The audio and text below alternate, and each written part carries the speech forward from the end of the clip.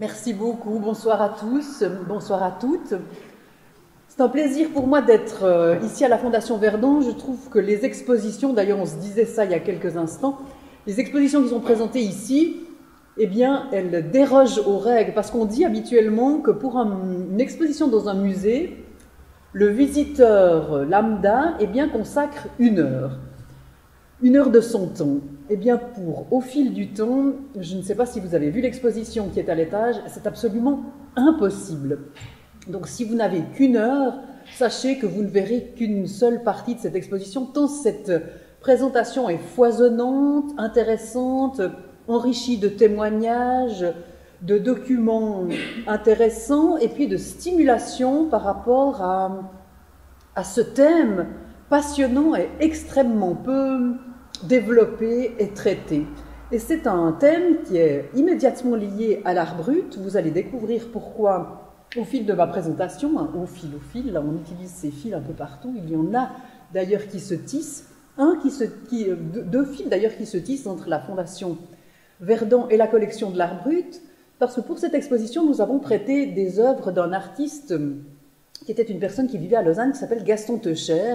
Il en sera aussi question dans cette présentation. Moi, j'ai tenu à ce qu'on ait des images pour que vous puissiez découvrir trois artistes, trois créateurs qui ont décidé sur le tard de se livrer à la création artistique d'une manière totalement autodidacte et comme s'ils étaient libérés à cet âge-là, à cette période de leur vie, de s'exprimer par le biais de la sculpture, par le biais du dessin, par le biais de la broderie. Mais avant cela, peut-être qu'il est bon que je fasse deux ou trois petits rappels à propos de l'art brut, quelques mots-clés. D'ailleurs, si on parle de mots-clés, il y en a sûrement trois, très simples d'ailleurs à retenir, puisqu'ils commencent tous par la lettre S, c'est silence, secret et solitude. Ce sont des termes importants parce qu'ils disent vraiment l'état d'esprit et aussi les conditions dans lesquelles les créateurs de l'art brut travaillent. C'est-à-dire que ces personnes qui se livrent à la peinture, au dessin, à la sculpture, à la broderie, à l'écriture, le font sans éprouver le besoin d'une reconnaissance ou d'une approbation artistique. C'est-à-dire qu'ils se lancent librement dans la création sans avoir le titre, le statut d'artiste écrit en lettres majuscules. D'ailleurs, la plupart du temps, ce sont des personnes qui ignorent qu'elles opèrent dans le champ de la création artistique.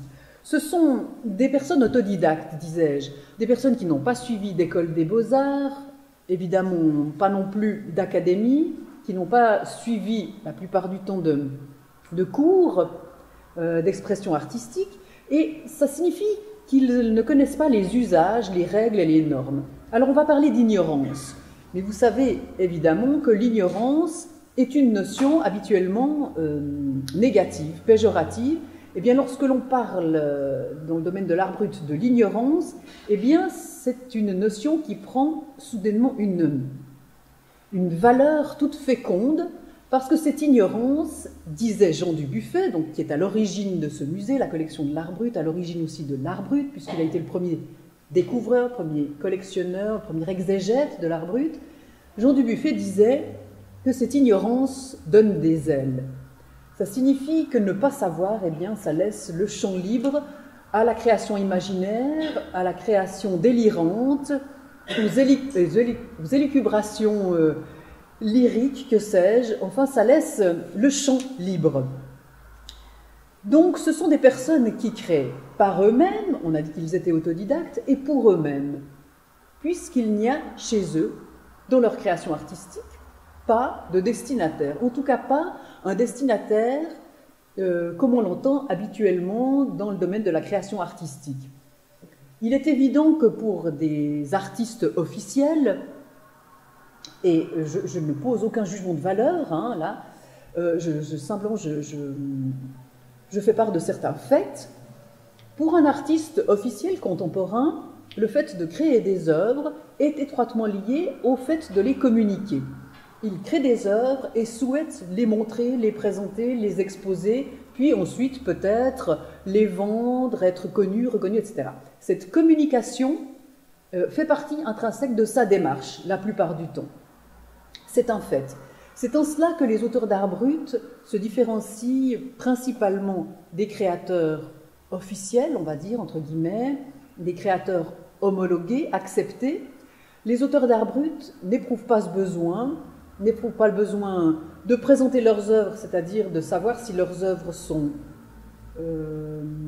considérées comme des œuvres réussies, inabouties, si leurs œuvres plaisent ou déplaisent, peu leur importe. Ce sont des personnes qui restent indifférentes au degré de perception des œuvres qu'ils créent. Ils ne créent donc sans aucune attente et ne comptent pas sur cette reconnaissance. La plupart des auteurs d'art brut sont des personnes marginales. Ce sont des personnes qui vivent de manière décalée, ce sont des dissidents sociaux, on va dire. On trouve parmi les auteurs d'art brut des patients psychiatriques, on trouve aussi des personnes qui sont des détenus, également des excentriques, des solitaires, des inadaptés. Je crois qu'il est important d'être vraiment très vigilant parce qu'il règne encore, lorsque je me promène dans le musée, j'entends encore parfois que certaines personnes sont persuadées que les auteurs d'art brut sont des personnes qui de toute façon ont fait l'objet d'un diagnostic psychiatrique. Que tout simplement, les auteurs d'art brut c'est l'art des fous. Alors attention, c'est une erreur. Dubuffet a été très vigilant dès le début de ses propres recherches, c'était en 1945, juste dans cette après-guerre. Il tenait en fait à insister sur une chose, c'est qu'il ces critères reposaient beaucoup plus sur l'inventivité, sur le degré d'indépendance de la création artistique des auteurs d'art brut, et non pas sur la santé mentale ou sur la maladie mentale de leurs auteurs. Il n'en demeure pas moins, évidemment, que de nombreux créateurs et créatrices qu'il a collectionnés et qui sont présentés actuellement à la collection d'art brut, évidemment, ont fait l'objet d'un diagnostic et ont fait un séjour dans un hôpital psychiatrique. Si on se replace dans les années 30 ou 40 du XXe siècle, donc, eh bien, il est évident que ces lieux ont été des lieux de la marginalité, de la révolte, de la dissidence et d'une très forte réaction. C'est la raison pour laquelle ces lieux de l'enfermement ont été des lieux où Jean Dubuffet a trouvé et puisé énormément de créations d'art brut. Il n'en demeure pas moins qu'un très grand nombre d'artistes n'ont jamais franchi le seuil d'un asile, au nombre desquels d'ailleurs les trois que je vous présente ce soir. Ces trois personnes, eh bien, ce sont des personnes qui ne créaient pas lorsqu'ils étaient jeunes et qui, soudainement, se sont lancés dans la création artistique sur le tard. Parfois c'est à 60 ans, 70, parfois 80 ans. Et là, c'est une réalité. Il y a énormément de créateurs qui ont été découverts dans ces dernières années et qui sont précisément des personnes âgées. Alors le premier que j'aimerais vous présenter, eh bien, c'est un Italien immigré qui s'appelle Eugenio Santoro. Enfin, je dois apprendre à parler de lui à l'imparfait parce qu'il est décédé il y a quelque temps. C'est un immigré de la région de l'extrême sud de l'Italie et il a quitté dans les années 60 son Italie natale pour s'établir à Courtelary en Suisse, dans le Jura. C'était un homme de 44 ans. Il a fui la misère de la péninsule méridionale et il s'est fait engager dans une fabrique de chocolat dans le Jura. Il était un simple manœuvre. On dit de lui en fait qu'il n'a jamais vraiment appris le français. Il conversait très peu, il communiquait très peu. C'était un homme très secret. Et à l'occasion du jubilé de cette fabrique de chocolat pour laquelle il travaillait, eh bien, spontanément, il s'est mis à dessiner, à faire un dessin de l'usine, d'ailleurs, qui est conservé aujourd'hui à la collection de l'art brut. Et ce dessin, donc c'était juste avant sa retraite, ça a été le point de départ de ce qu'allait devenir une vocation tardive et une véritable vocation artistique. À partir de là, Santoro a énormément dessiné, mais surtout, il a sculpté des animaux comme vous le voyez ici. D'ailleurs, on le voit lui, mais on voit aussi cet animal qui est un cheval. Donc, en fait, Santoro trouvait dans le petit jardin de l'immeuble dans lequel il habitait. Et puis, il créait, dans la solitude, le silence et le secret, des animaux grandeur nature, dont plusieurs sont présentés à la collection de l'Art brut. Il taillait dans du bois, il s'était lié d'amitié avec le garde forestier de Courtelary, et en fait, dès le moment où on abattait des arbres, eh bien, lui allait les récupérer. Voilà, la récupération, une des formes extrêmement répandues dans le domaine de l'art brut. La plupart du temps, les auteurs d'art brut sont des personnes qui vivent dans l'indigence, ou en tout cas avec des moyens extrêmement modérés, modestes plutôt. Et c'est de cette manière qu'il a récupéré du bois, c'était des fruitiers, parfois du sapin. Lorsqu'il s'agissait de sapin, il estimait que le bois était très simple, et c'est à partir de ce moment-là qu'il recouvrait ses sculptures de peinture, puis de vernis. Donc il a réalisé des animaux, grandeur nature, mais aussi des personnages, comme cette Marie-Madeleine. D'ailleurs, c'est assez drôle, je vous raconte la petite anecdote. En fait, je connaissais cette sculpture qui s'appelle Marie-Madeleine, et puis je connaissais son taureau, simplement. Je savais qu'il avait une fille, établie avec lui, évidemment, à Courtelary. Et puis un jour, eh bien, je lui ai téléphoné à cette fille, et j'ai fait le voyage en train, et on avait rendez-vous sur le quai de la gare, et quand je suis descendue du train, et que j'ai vu cette fille, je me suis dit, ah bien, voilà, on voit exactement d'où vient le modèle. C'était exactement Marie-Madeleine, mais version vivante. Voilà en fait également une sculpture qu'il a réalisée qui s'intitule Le Géant, qu'on pourrait aussi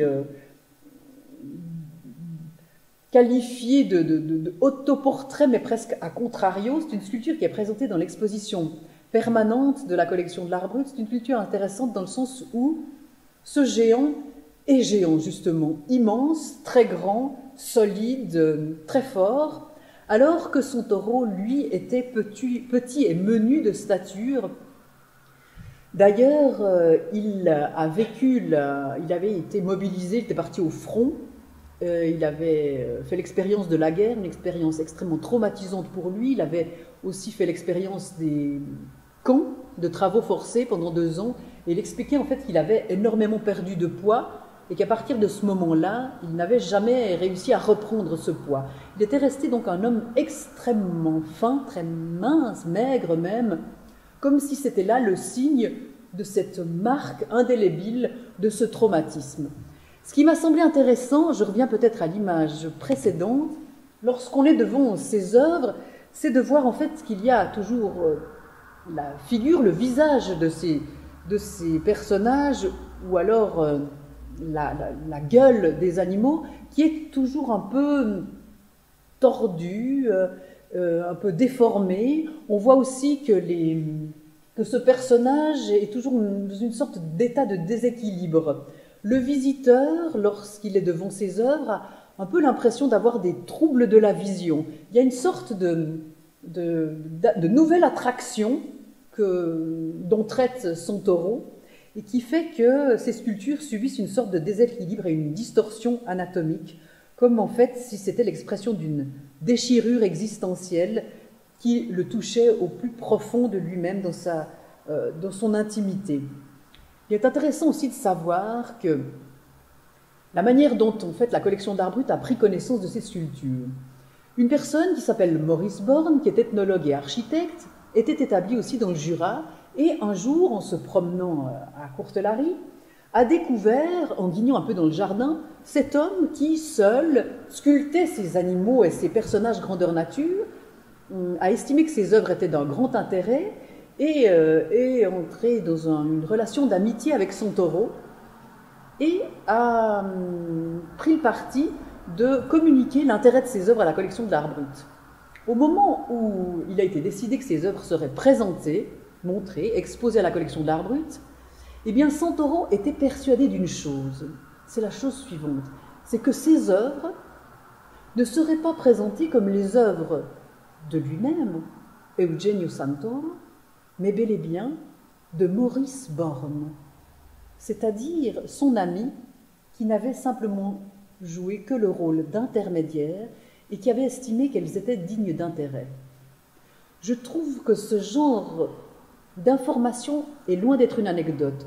Je trouve que c'est par ce genre d'informations extrêmement simples que l'on perçoit précisément la nature de la manière avec laquelle les auteurs d'art brut travaillent et envisagent leur création. Vous imaginez bien que Santoro était à milieu de revendiquer le statut d'artiste, puisqu'il était face à ses œuvres comme une personne qui les avait simplement, à qui il avait donné simplement corps à ses œuvres, mais il se soustrayait à toute idée de paternité.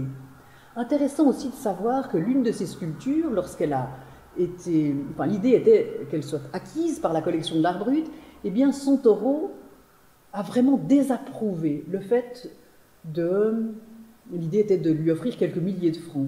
Et il a complètement refusé et il a demandé que la collection de l'art brut lui signe une sorte d'anti-contrat stipulant le fait qu'il ne recevrait aucune somme d'argent. Évidemment, à la collection de l'art brut, on a usé d'un subterfuge, c'est-à-dire qu'on a versé cet argent à sa fille qui, lui, le lui délivrait par raconte. Mais vous imaginez, en fait, se soustraire à toute paternité et refuser totalement que ces œuvres d'art symboliques, artistiques, des œuvres de son imagination, issues de son imagination, il ne pouvait pas les concevoir qu'elles soient échangées contre de l'argent. Ce sont deux univers qui ne pouvaient pas se rencontrer de la part d'Eugenio Santoro. Je passe peut-être à la deuxième figure dont j'aimerais vous dire quelques mots, c'est Helga Goetze. Avec elle aussi, je dois apprendre à parler à l'imparfait. Elle est morte il y a quelques mois. C'était une personne qui vivait à Berlin. Lorsque je l'ai découverte, elle avait 85 ans et depuis 20 ans, eh bien, elle se rendait chaque jour, à 13h très précisément, sur les escaliers de la Gedächtniskirche, une église très connue au centre de Berlin, et elle revêtait cette parure, cette robe, ce manteau qu'elle avait entièrement brodé. Elle se livrait à des sortes de performances provocatrices, donc entre 65 et 85 ans, et qu'il fasse beau temps ou mauvais temps, que ce soit l'été ou l'hiver, eh bien elle se rendait là. Elle avait aussi un petit couvre-chef, c'était tout simplement un bonnet de laine qu'elle avait brodé exactement de la même manière, avec beaucoup d'applications et un soin extraordinaire, et elle réclamait haut et fort la libération sexuelle de la femme. Son mot d'ordre, c'était « Ficken ist Friede », baiser, c'est la paix. C'est drôle, à chaque fois que je parle de ça, ça fait sourire. C'est comme si tout à coup, on se libérait aussi nous-mêmes de quelque chose. Tiens, une femme de 85 ans qui, chaque jour, revêt cette parure et qui, sur les escaliers d'une église, dit haut et fort « Ficken ist Friede ». Eh bien, en fait, cette femme avait vécu une vie totalement bourgeoise, avait été mariée, avait eu 7 enfants, les avait élevés, et dès le moment où elle avait estimé qu'ils étaient adultes, eh bien, elle s'était complètement retirée de cette vie rangée et s'était adonnée à une vie qu'elle avait d'ailleurs qualifiée de vie délurée, où elle prenait un plaisir extraordinaire. Moi, quand je suis allée à Berlin, j'ai rencontré un très jeune homme de 25 ans. Je lui dis, est-ce que vous connaissez, kennen Sie Helga Goetze? Oui, bien sûr, c'est ma bonne amie. Alors lui, en fait, résidait dans l'immeuble. Elle était, disons, plus c'était le premier ou le deuxième étage. Lui résidait quelques étages en dessus avec sa jeune épouse. Il venait d'avoir un bébé.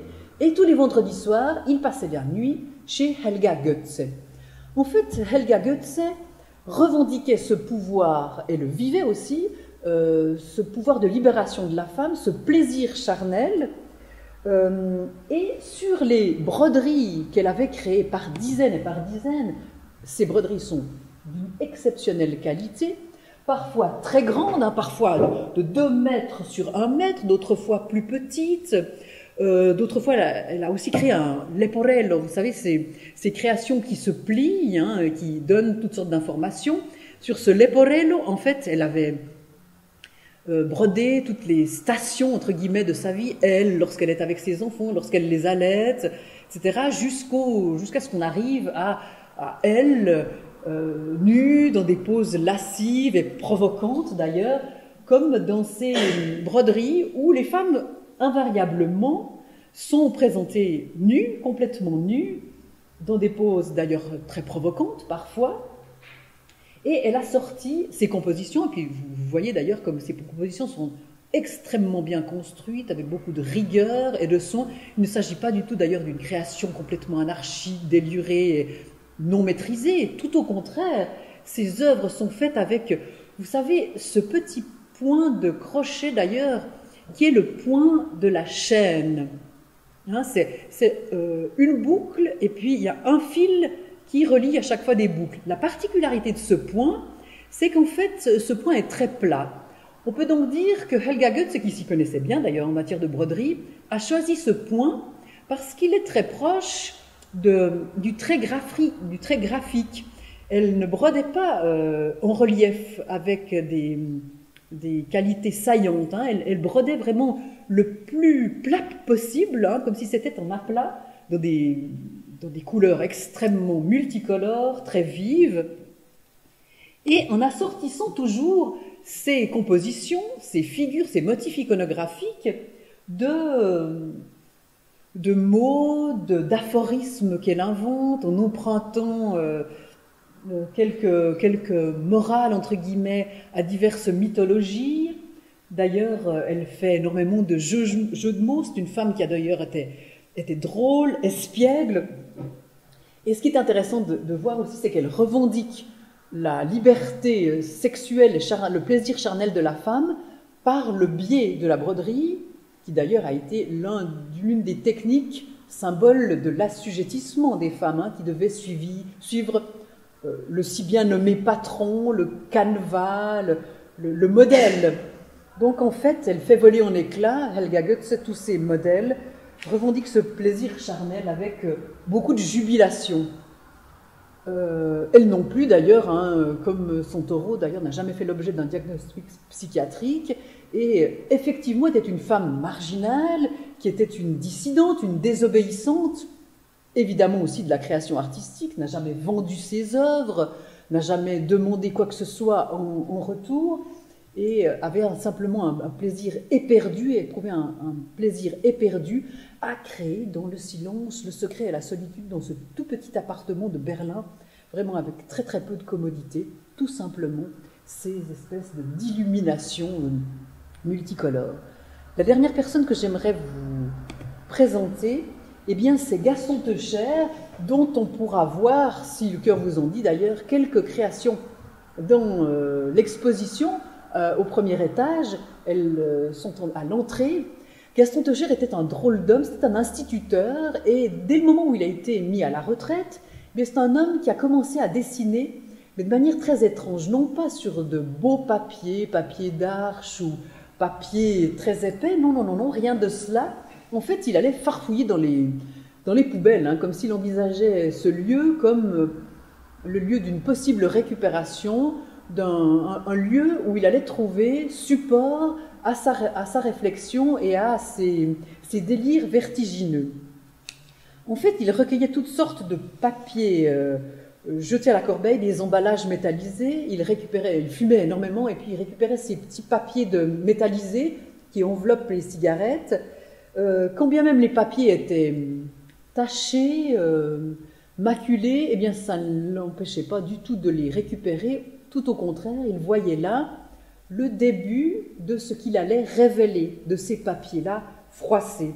Il les aplatissait, ces petits papiers, il les observait longuement, et il disait qu'en fait, il se prêtait à une sorte de jeu où il était comme devant une sorte de table de voyance. Hein. C'était à lui de repérer dans ses maculatures ce qu'il allait pouvoir y déchiffrer. D'ailleurs, je le cite, c'est intéressant de savoir qu'il disait ces choses-là. Écoutez, j'ai commencé à dessiner, ou plutôt recommencé à dessiner à la manière d'un enfant de 3, 4 ou 5 ans, livré à lui-même, qui gribouille, puis peu à peu fait des traits sans direction déterminée, écrit des choses illisibles, d'une langue de nous, adultes, inconnue. Il nous a fallu, pour en retrouver la clé, 70 ans et plus. Donc voilà, c'est comme s'il avait retrouvé, mais seulement à l'âge de la retraite, cette verve enfantine, ce ludisme créateur très libre, très naturel. Donc en fait, c'est la texture même de la feuille qui l'intéresse. Ce support récupéré est extrêmement pauvre, médiocre, c'est ce que s'il y a une leçon que les auteurs d'art brut nous donnent, c'est bien sûr la leçon de la liberté, de la liberté vis-à-vis de la création artistique, qu'il n'existe aucune norme, qu'il n'existe aucune règle à suivre, mais c'est aussi cette leçon que les choses peuvent exister dans des supports modestes et qu'il n'est pas besoin de matériaux dits nobles, que ces petits papiers de rien du tout peuvent fonctionner comme table de voyance ou peuvent fonctionner comme des mirages. Donc, Gaston Teucher estimait qu'il donnait un ordre à un chaos, qu'il ne faisait que révéler des choses. D'ailleurs, il s'exprimait de manière très modeste lorsqu'il parlait de sa création artistique. C'est comme s'il disait qu'il n'y était quasiment pour rien. C'est une des caractéristiques qu'on retrouve très souvent chez les auteurs d'art brut, comme chez Santoro, qui se soustrait à la paternité de ses œuvres. C'est très souvent le cas. Ils disent qu'ils n'y sont pour rien. Ceux qui sont médiums, les auteurs d'art brut médiums, c'est-à-dire qu'ils disent entretenir des relations avec les personnes défuntes, se soustraient aussi à toute paternité, disant et expliquant qu'ils ont des relations avec les défunts et qu'ils dessinent, sculptent ou peignent sur la dictée des défunts, sous la dictée des défunts, et que ce ne sont pas eux qui ont l'initiative de la création artistique, mais qu'ils ne sont que des instruments. D'ailleurs, il est intéressant ça me vient à l'idée maintenant, en fait, quand on a présenté cet artiste indien, Nek Chand, un artiste d'ailleurs qui crée avec des moyens de récupération aussi, il me disait exactement la même chose. Je ne suis pas un artiste, je suis l'instrument dans les mains de Dieu. Alors, lui estimait que c'était Dieu qui l'inspirait, mais qu'il n'était qu'un vecteur d'une certaine manière. Et au fond, c'est diamétralement opposé à la conception de l'artiste contemporain de notre société occidentale qui, lui, maîtrise, domine sa création artistique et qui, à aucun moment, estime qu'il est simplement un instrument d'une entité quelle qu'elle soit. Eh bien, voilà, les auteurs d'art brut ont peut-être plus de points communs avec certains artistes indiens, ou d'autres cultures d'ailleurs, puisqu'ils se soustraient à cette maîtrise totale. Ils ne se voient pas comme les démiurges de leur création artistique, mais plutôt comme des instruments. Donc Gaston Teucher a commencé, lui, il avait 71 ans, il a dessiné un nombre incroyable de dessins, 10 000. Donc ça, c'est aussi une caractéristique de l'art brut, ce caractère prolifique. On a des œuvres en très très grand nombre de Gaston Teucher, mais d'autres artistes aussi. Ils sont autodidactes, donc ils doivent établir une sorte de système d'expression artistique qui leur est personnel, et c'est comme si chaque dessin ou chaque peinture était un pas de plus vers l'élaboration de cette création artistique. À la retraite, donc, d'ailleurs, je le disais, Gaston Teucher s'est mis à énormément voyager en train, il adorait ça, il parcourait la Suisse entière, et n'importe où, dans le train, dans un café, sur une table, n'importe où, il dessinait, il crayonnait.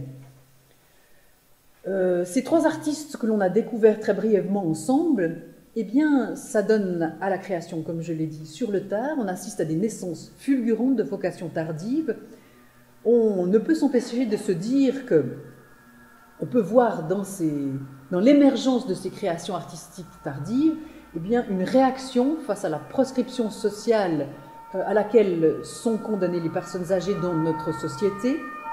Ce sont des personnes qui sont la plupart du temps reléguées dans une marge de la collectivité, d'une manière générale, les personnes âgées, mais qui plus est les auteurs d'art brut, puisqu'ils ont déjà été marginaux dans leur vie, eh bien, à l'âge de la retraite, ils le sont d'autant plus.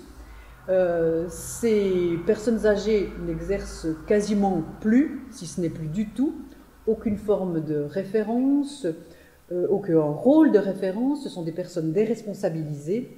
Ce sont parmi les principaux éconduits de notre société.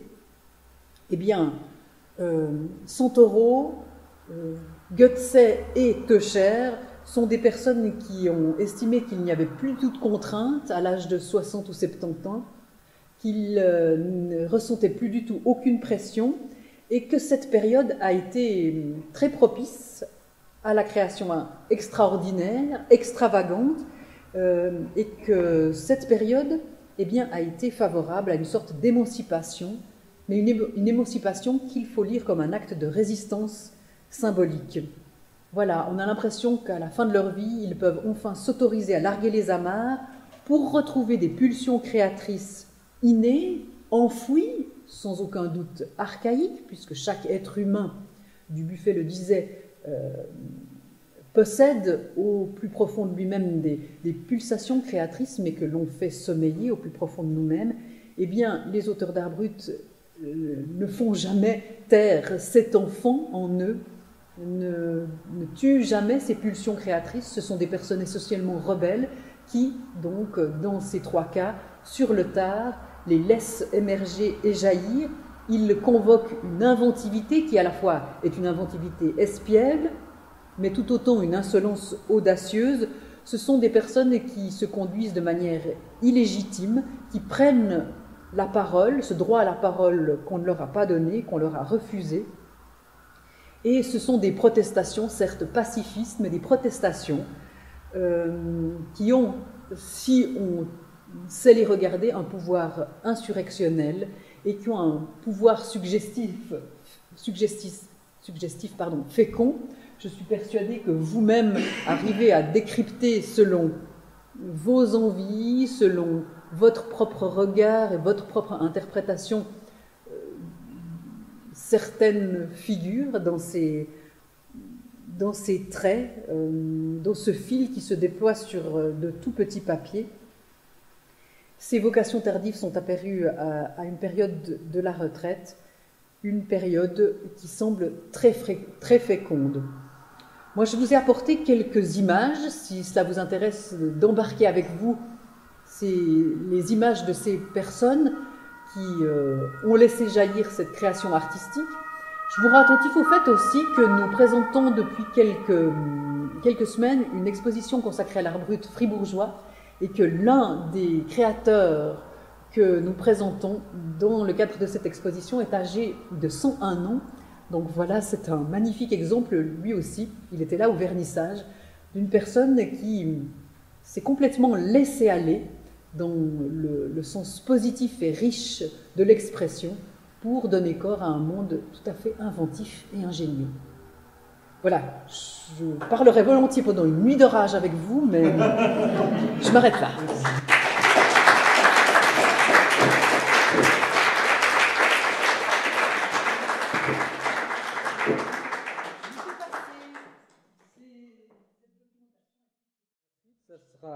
Ça sera dur après cette magnifique conférence très passionnante. Et bon, je vais essayer de ne pas trop vous ennuyer avec un titre par ailleurs redéfini par rapport à celui que je t'avais que tu as lu tout à l'heure. C'est-à-dire le mot cinéma a disparu par enchantement, un enchantement dû à la nécessité quelque part de tenir à une demi-heure un discours un peu cohérent. Et puis, étant spécialiste du cinéma, j'ai choisi de parler de la partie dont je ne suis pas spécialiste, au moins, peut-être futur spécialiste.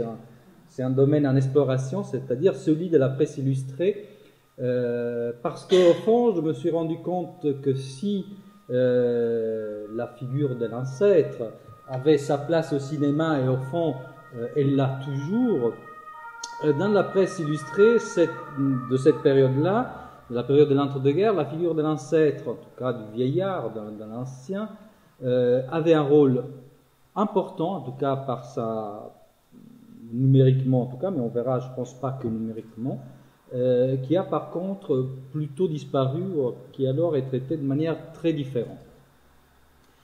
Donc voilà, départ sur la presse illustrée, nouveau domaine d'investigation que je découvre d'ailleurs dans un état assez étonnant, puisque ces magazines, ces supports d'images très communs, très diffusés pendant une époque assez longue, et dans un état d'abandon. Les collections publiques sont largement complètes. Elles sont conservées d'ailleurs dans un état qui n'était pas celui de la diffusion à l'époque de ces magazines. Ils sont reliés, donc pas visibles entièrement. Pour les relier, on découpe les bords pour que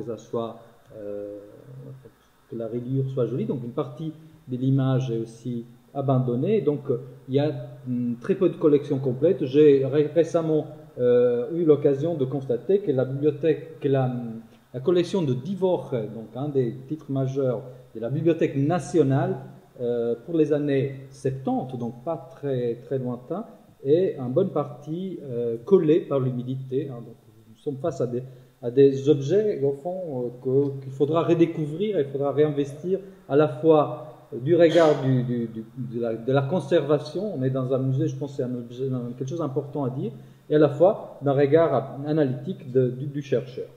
Alors, presse illustrée suisse, peut-être très rapidement, parce qu'on n'a pas le temps de retracer l'histoire de la presse illustrée en Suisse, ni il serait nécessaire d'ailleurs de l'inscrire dans un phénomène plus large, plus international, mais deux mots quand même, pour savoir de quoi on parle. Presse illustrée, c'est la presse magazine, c'est celle qui survit actuellement avec quelques titres, mais qui a eu des moments de gloire, notamment dans la période de laquelle je parle. 40 magazines généralistes étaient imprimés en Suisse pendant les années 30, 40 fois l'illustré, 40 fois de Schweizer Illustriert, et donc quelque chose de très, très large, avec un tirage total assez important, assez impressionnant par rapport aux habitants, et à cela s'ajoutait une consommation relativement importante aussi de titres étrangers, donc importés et vendus sur le territoire. Donc un support d'image dont on a oublié l'importance et qui était constamment en résonance avec des supports d'information autres, qui étaient le cinéma, bien sûr, avec notamment les actualités, aussi la radio et la presse quotidienne, et qui venait interagir un peu avec ces autres moyens d'information, avec une temporalité propre, une temporalité plus longue, plus lente par rapport à la radio, par exemple, ou à la presse quotidienne, mais avec un support d'image soignée.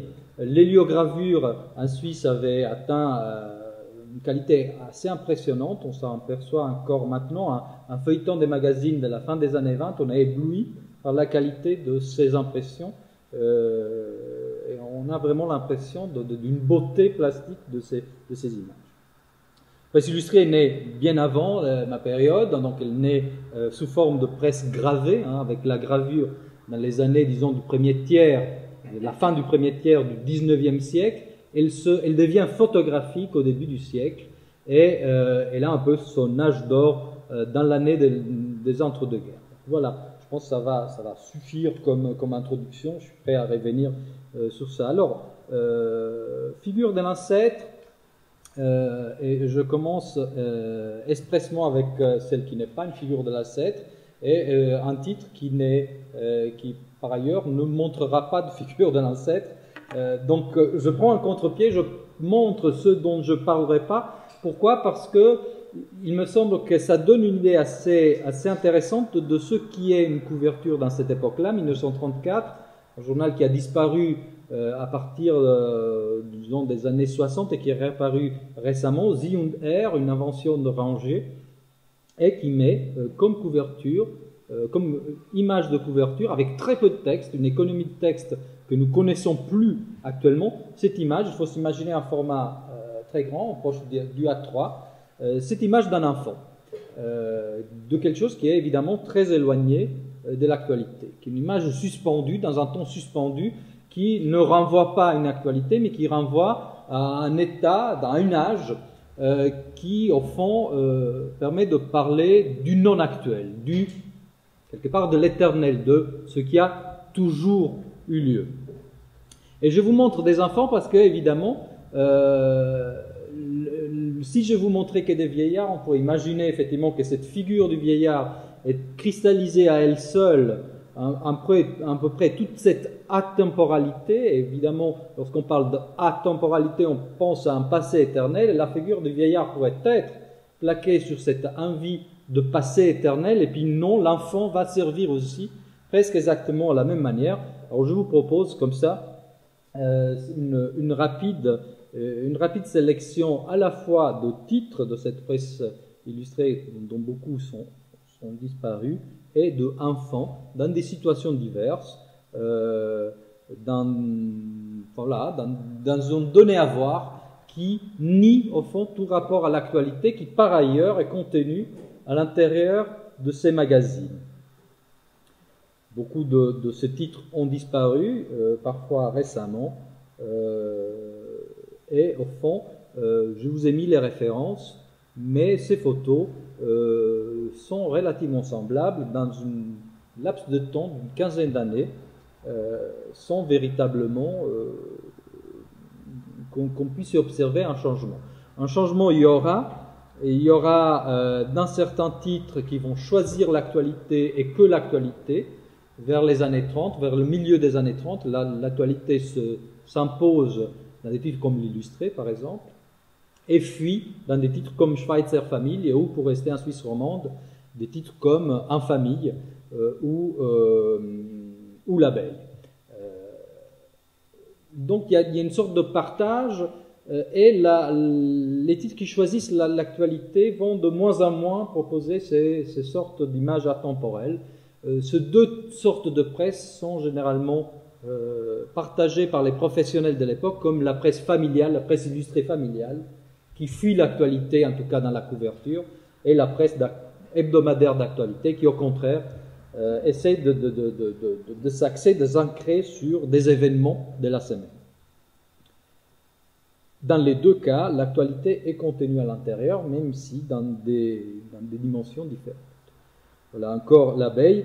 Et puis une petite sélection qui vous montre que dans cette atemporalité, il y a un rythme quand même, et il y a une thématique qui est exploitée, un déjà-vu qui est exploité, un déjà-vu qui s'impose, dans lequel certaines périodes de l'année produisent un type d'image particulier. Noël, Nouvel An, l'enfant et le sapin est une thématique tout à fait exploitée. L'enfant parce que bien sûr c'est la nouvelle année qui va arriver, l'enfant bien sûr parce que Noël, l'enfant Jésus, etc. Le vieillard sera relégué à d'autres périodes de l'année, mais voilà, typiquement cette image d'enfant, et dans ce cas c'est les boules d'un sapin, les bougies d'un sapin, toujours la Schweitzer Illustrierte, un hebdomadaire familial de Ranger, le Ranger Unterhaltungblatt, même photo pour Zürcher Illustrierte. Donc, il ne sera malheureusement pas question ici parce que c'est un quotidien comme Sie und Der qui fuit la vieillesse, ce n'est pas le cas des autres, et qui est alors lui systématiquement ancré à une actualité extrêmement brûlante. C'est d'ailleurs le premier hebdomadaire suisse à avoir été interdit dans le Troisième Reich pour preuve de son engagement effectivement dans l'actualité. Sie und Der, toujours sapin et enfant, et dans cette disons, déclinaison atemporelle des étapes de la vie, nous retrouvons des thématiques comme celui de la maternité. Je suis désolé, là j'ai fait un quoi qu'il n'y a pas la date, mais le patron que j'ai utilisé pour mettre les dates. Sie und Der de nouveau, Sie und Der avec la maternité toujours, étonnamment peut-être pour l'époque, la paternité aussi, puisque Sie und Der évidemment un hebdomadaire qui se consacre aux deux sexes, et voilà encore un exemple de paternité. Alors voilà, après cette introduction un peu générale, je me pose une question qui est tout à fait explicitée dans cette phrase, puisqu'on a vu, au fond, on n'a pas vu de la presse illustrée, on a vu que des couvertures de presse illustrée. Et bon, c'est une facilité visuelle, les couvertures sont souvent très belles, mais pas que, les compositions internes sont parfois aussi tout à fait étonnantes. Mais on est face, au fond, à quelque chose qu'on pourrait définir effectivement un média à part. Un média à part pour différentes raisons. J'évoque quelques-unes de ces raisons pour justifier ma démarche qui sera celle de vous montrer que des couvertures, à part deux exceptions qui vont suivre. La couverture, évidemment, elle est consommable indépendamment du magazine, indépendamment de l'illustré qu'on va acheter ou pas. La couverture se donne à voir dans le kiosque.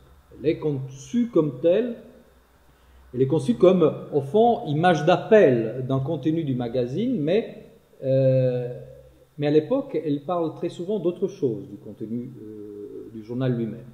C'est-à-dire, ce qui est annoncé dans la couverture n'est pas forcément, et même dans la majorité des cas, n'est pas quelque chose qui est traité à l'intérieur du magazine.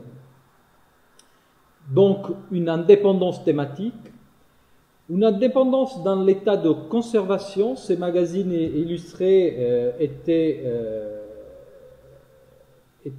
souvent destinés à la conservation, à la reliure, et d'ailleurs, ils avaient souvent des pages qui étaient numérotées à l'année.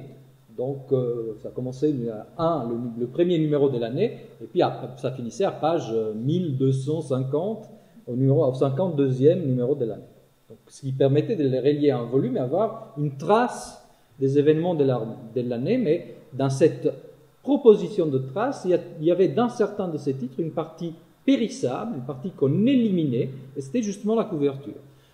Certains magazines, dont Patrie Suisse par exemple, qui était un magazine très diffusé dans les années du début du siècle ici en Suisse romande, étaient prévus pour que d'un seul coup on arrache 8 pages, 4 de couverture et 4 de publicité, qui étaient positionnées à l'extérieur, comme s'il s'agissait simplement d'un pactage, quelque chose qui recouvrait au fond ce que le lecteur, la lectrice allait véritablement acheter, c'est-à-dire le contenu du magazine.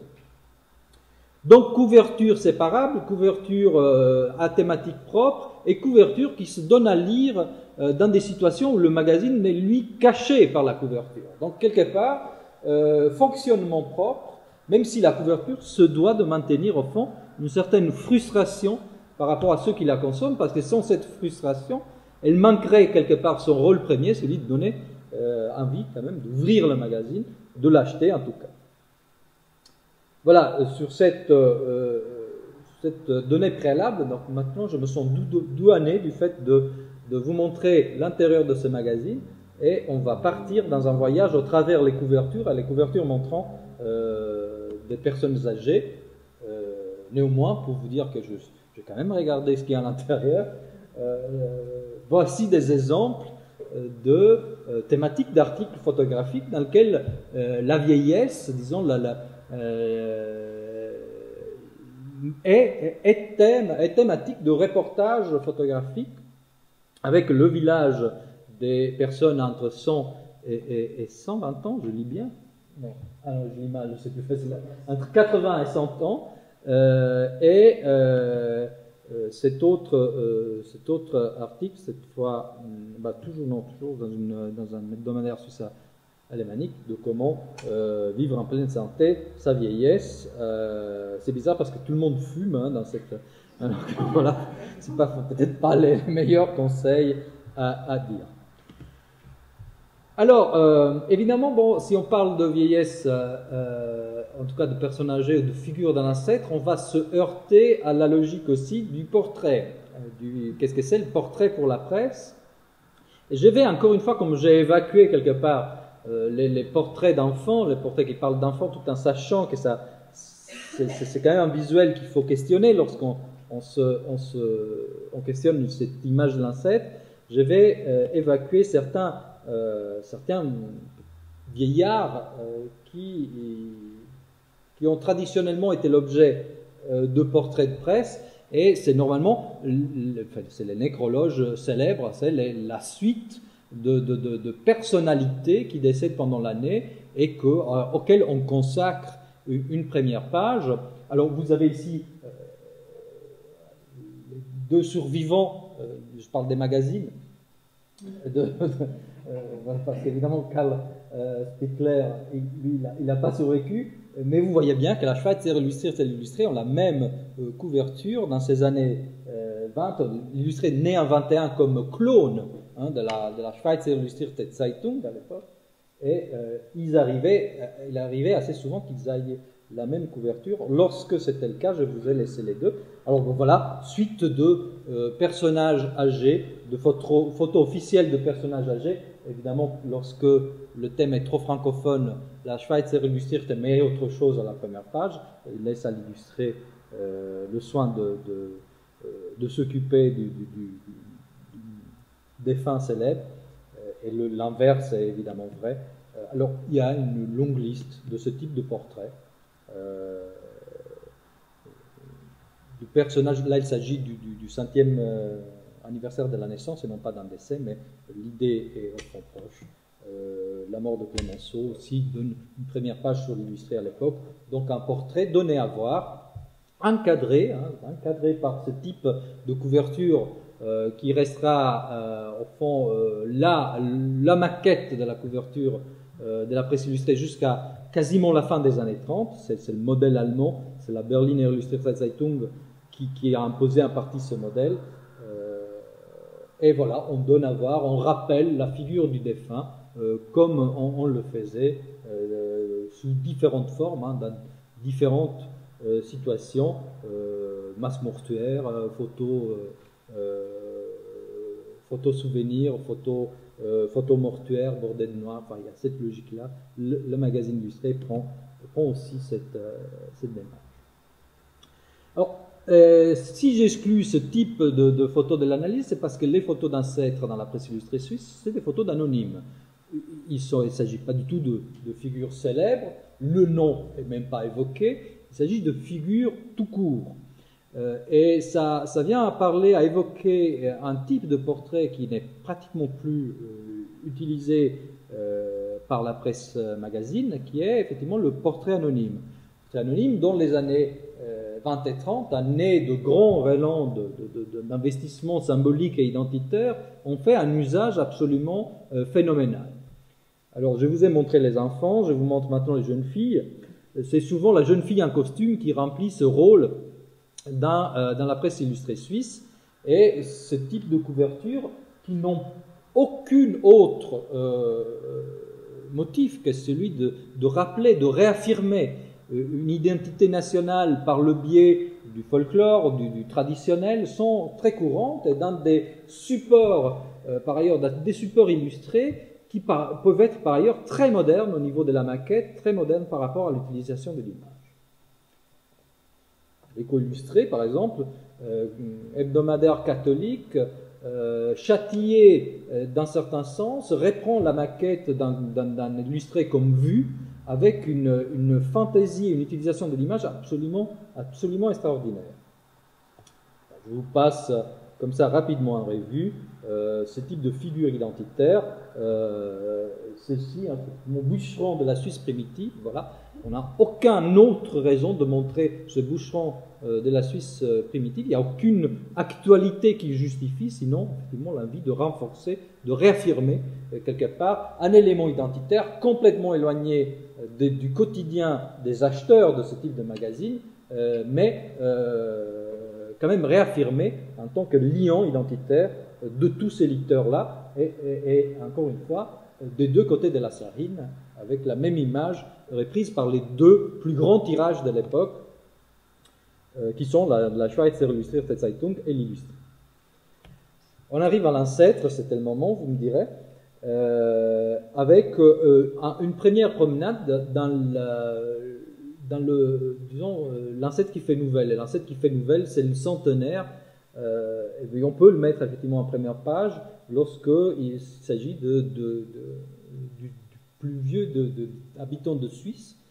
En 1939, il avait 104 ans. Hein, c'est un record que nous avons battu depuis. Mais voilà, en soi, ça fait nouvelle, avec cigare cette fois aussi, hein, pour montrer que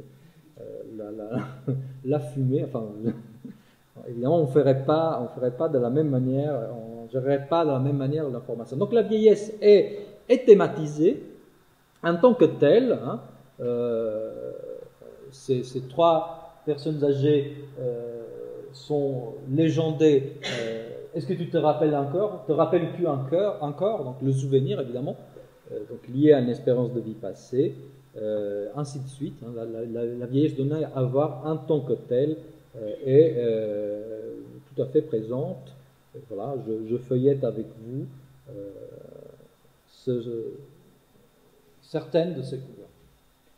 Mais au-delà de ça, la vieillesse l'ancêtre va remplir aussi un rôle identitaire, et au fond, dans cet autre rôle identitaire-là, qui au fond, si on y réfléchit bien, on a défini comme une suspension, comme une négation de l'actualité, il n'est pas si éloigné au fond d'une certaine actualité, puisqu'on décline cet ancêtre dans une série d'activités qui, elle, au fond, dépasse largement la simple figure de l'ancêtre. Alors, il y a l'ancêtre identitaire, comme on a vu, la jeune fille identitaire, parce que, au fond, allégorie du canton qu'elle représente par son costume traditionnel, donc elle porte l'uniforme d'un ancrage identitaire. L'ancêtre n'a pas forcément besoin de ça. Ce qui est important, c'est qu'il a une barbe, et s'il a une pipe, c'est mieux. Et dans ce cas-là, hein, il suffit de mettre un vieillard, des montagnes, et dans ce cas-là, vous ne le voyez pas, mais un petit poème sur la patrie, et le jeu est fait, le lien est présent, on a quelque chose de très éloigné du quotidien des lecteurs, mais très présent dans leur imaginaire identitaire. Alors, évidemment, lorsqu'on dit barbe, lorsqu'on dit montagne, la figure d'un ancêtre est en lien avec la figure mythique extraordinaire de Guillaume Tell. Là, c'est pas un ancêtre, c'est une personne plus jeune, mais on le présente effectivement comme étant... Ah non, pardon, je me suis trompé de... Hop, voilà. On le présente comme quelqu'un venant de la patrie de Guillaume Tell, de la région de Guillaume Tell, donc quelque part comme étant le représentant d'une filiation qui va jusqu'au mythe fondateur. Cette recherche du sosie de Guillaume Tell, ou cette sorte de recherche d'incarnation de Guillaume Tell de nos jours, mais qui serait resté quand même identique, puisque la Suisse primitive, parce que les montagnes peuvent garder cette identité intacte, est quelque chose qui a beaucoup préoccupé la presse illustrée de ces années-là. La première couverture de l'illustré est celle-ci, et carrément, hein, il y a l'affirmation d'un descendant de Guillaume Tell. Je ne suis pas sûr que le pedigree de cette personne permette d'établir véritablement cette descendance, mais peu importe, la ressemblance par rapport à la représentation qu'on en a, elle est là, et ça permet de faire ce lien identitaire. C'est intéressant de remarquer d'ailleurs que la première couverture de l'illustré choisit en 1921 ce type d'image, ce type d'ancrage atemporel identitaire, alors que 10 ans, 11 ans plus tôt, en 1911, la première couverture de la Schweizer Illustrierte Zeitung, il montre quoi? Il montre 3 bersaglieri en Libye, donc 3 soldats italiens en Libye et 3 soldats de la version la plus moderne de l'infanterie dans une guerre coloniale tardive, et donc quelque chose de très lié à la fois à la modernité et à l'information internationale. Il s'agit évidemment de la guerre italo-turque de 1911. C'est comme ça que Rangier rentre dans le domaine de la presse illustrée avec la Schweizer Illustrierte Zeitung, l'actualité internationale, et c'est comme ça que 10 ans plus tôt, il choisit de s'imposer en Suisse romande avec quelque chose qui est beaucoup plus de l'ordre de l'identitaire, du renfermement quelque part sur des modèles qui font sens avant tout dans le pays. Alors, pour vous montrer que ce n'est pas un cas isolé, vous avez très souvent donc, de ces vieux barbus qui sont présentés, donc, dont l'ancrage est à la fois national et régional, enfin plutôt cantonal, et ce dont on sait, enfin les informations qui sont données de ces personnages sont souvent limitées à son canton d'origine. Bon, ici, Uri, de nouveau Uri pour l'abeille, Unterwalden, Grison, Fribourg, la Gruyère, Neuchâtel, Berne, Valais, Tessin, et ainsi de suite, évidemment. Si je vous montre ça, c'est parce que dans ces sortes de délire identitaire, dans cette sorte de manie que je pourrais définir quasi, comment s'appelle cette séance de criminologue qui prétendait définir à partir des traits somatiques. Voilà. Merci. L'illustré lance dans les fin des années 20 un concours dans lequel il propose des veillards photographiés et les lecteurs devaient deviner le canton d'origine l'illustrer argumentant que les personnes allaient trouver très facilement l'origine de ces différents vieillards, parce que les traits somatiques parlaient d'eux-mêmes, et évidemment, il n'était pas question qu'un vieux Uranais puisse ressembler à un vieux Valaisan ou un vieux Tessien. Bon, évidemment, parfois, l'ancrage est plus vague, mais toujours lié à des éléments d'identité nationale forts. Le chalet, bien sûr, devant le chalet, toujours devant le chalet, dans le chalet. Mais le chalet et le vieillard, ça rime bien, parce qu'évidemment, le vieillard de ces illustrés, je vais illustrer dans le sens général, habite la montagne. Il est évidemment un personnage lié à une vie rurale et jamais évidemment à la modernité, à la ville, à l'urbanité. Alors, ce personnage identitaire est par la suite décliné dans une série de manifestations qui sont des manifestations, au fond, qui de manière désavouée le rapprochent quelque part de l'actualité ou d'une actualité relative. Typiquement, par exemple, la politique. C'est étonnant pour nous parce que quelque part on est habitué à un discours plutôt de ramener les jeunes à la politique, et puis bien sûr c'est lié parfois à des manifestations de la politique un peu traditionnelles, mais pas toujours. Le vieillard, votant ou pas main levée, on a d'autres types de photos, est souvent décliné aussi dans des activités du politique, qu'il soit là pour exprimer son opinion, qu'il soit simplement défini, comme dans ces cas-là, comme un politicien, on ne sait pas plus, ou alors qu'il ait une charge politique.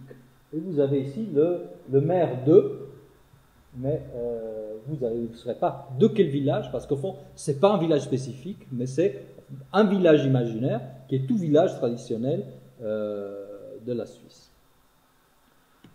Le religieux aussi, le domaine évidemment de l'esprit est souvent représenté par des vieillards. Bon, c'est un cas un peu particulier parce que ça s'agit plutôt d'un moine, mais la prière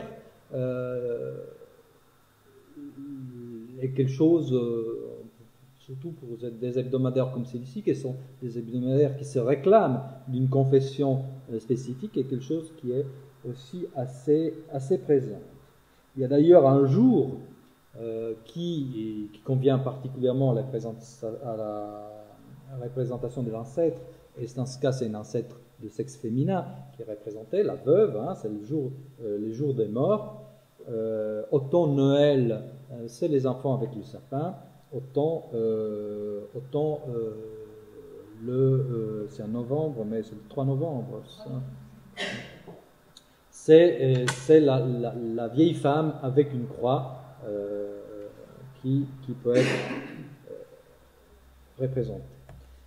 Alors, rapidement, parce que le temps avance, l'ancêtre n'est pas exclu du domaine du travail, ce n'est pas seulement parce que la VS n'est pas encore là, mais aussi parce que, au fond, le savoir-faire, l'expérience, dans une économie qui ne réunit pas, au fond, cet héritage de savoir-faire, dans un artisanat qui, au fond, est beaucoup plus industrie qu'artisanat, mais qui trouve ses sources dans une forme d'artisanat, le vieillard au travail est une vraie thématique. Alors voilà, il y a évidemment beaucoup de différents métiers. Ici, un ouvrier dans une industrie. Je pensais à un certain moment que c'était des macaroni, mais je ne crois pas. Beaucoup plus helvétique, un horloger. Évidemment, les travaux liés à l'élevage ou à des produits plus traditionnels sont aussi souvent évoqués. L'agriculture, avec des personnes très âgées, on n'hésite pas à montrer un serrurier barbu avec ses lunettes.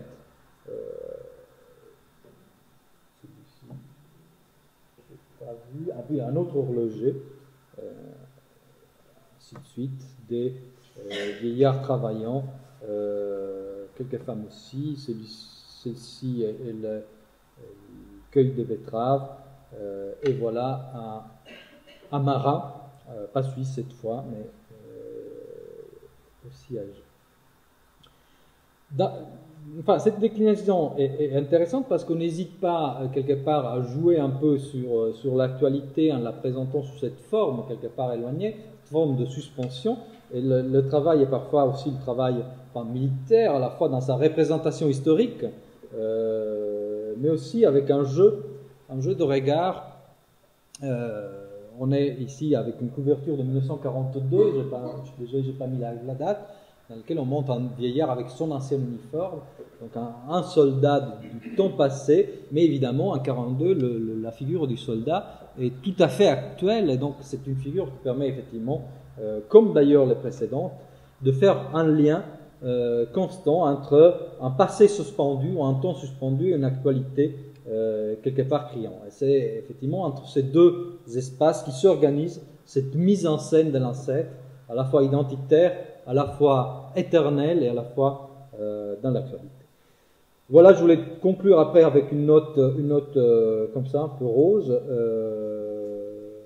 Parfois, voilà, le nouveau printemps, le vieillard, l'ancêtre aussi, dans des cas plus rares, il est vrai, présenté comme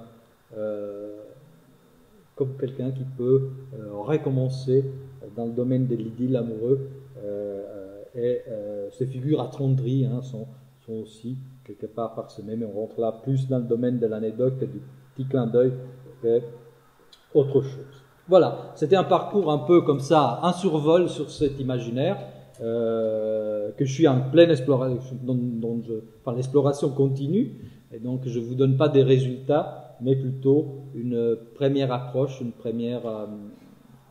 premier regard sur ces images souvent oubliées, souvent étonnantes,